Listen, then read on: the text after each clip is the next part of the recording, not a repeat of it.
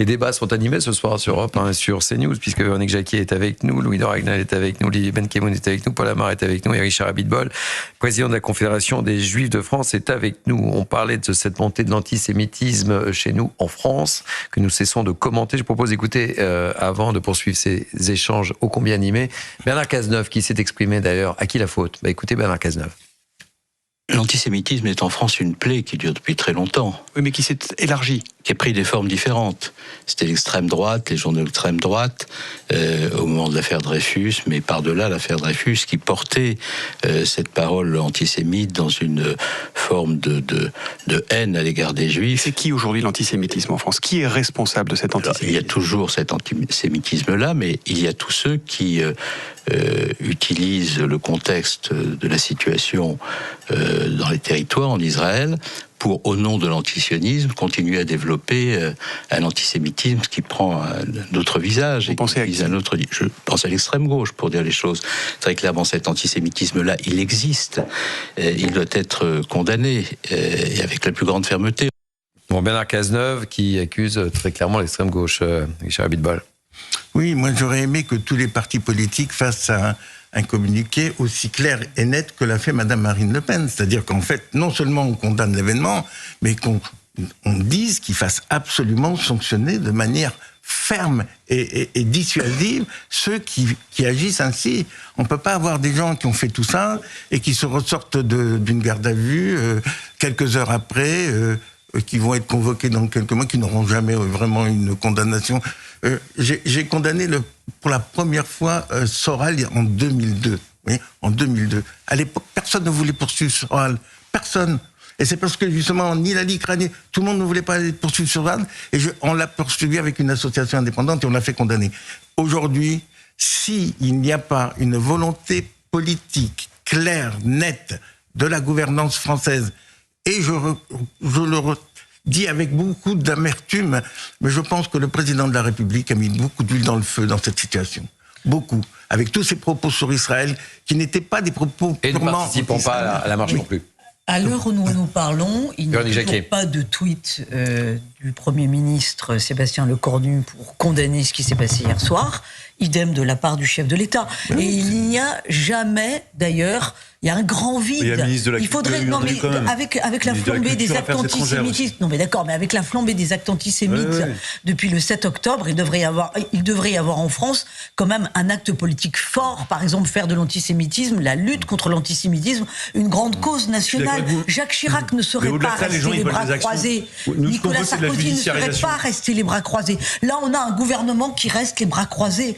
La parole de Rachida Dati, d'accord, mais on voit bien que ça va crescendo. Ça commence avec le Festival d'Avignon où on voit des drapeaux palestiniens partout. Ça continue avec le concert d'Enrico Macias qui ne peut pas se tenir correctement.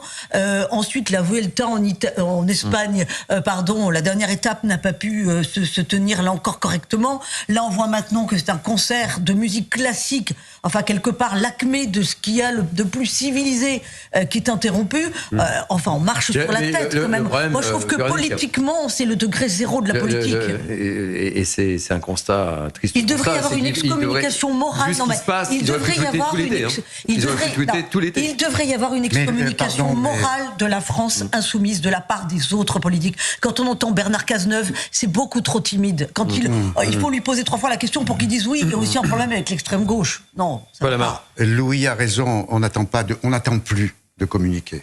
On n'attend plus qu'un juif meure, ou pas seulement les juifs, pardonnez-moi, mais d'autres meurent aujourd'hui, et qui sont chrétiens, qui peuvent être musulmans. On va, dans le 13 novembre, commémorer le Bataclan. Il y a eu des juifs, des chrétiens, des musulmans qui sont morts. On n'attend plus de communiquer de compassion. On attend une action. Et de ce point de vue, on a un pouvoir absent, ailleurs.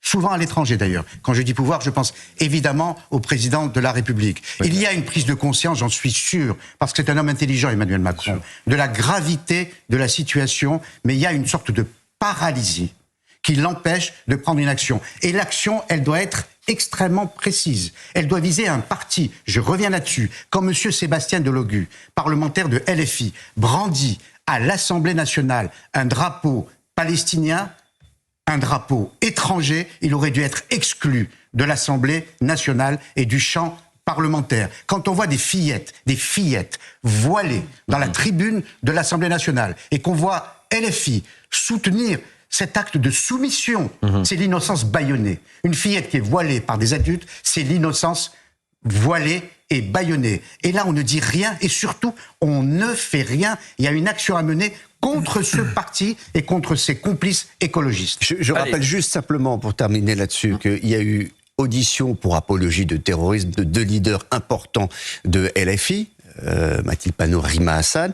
Et qu'est-ce que ça a donné ? Qu'est-ce qu'il y a eu des poursuites pour ça ? Non. Ça fait plus d'1 an et demi que la procureure de Paris a cette histoire sur son bureau et qu'elle ne fait rien. Alors, est-ce que ces gens ont un totem d'immunité absolu pour ne pas être poursuivis, ou il y a d'autres raisons ?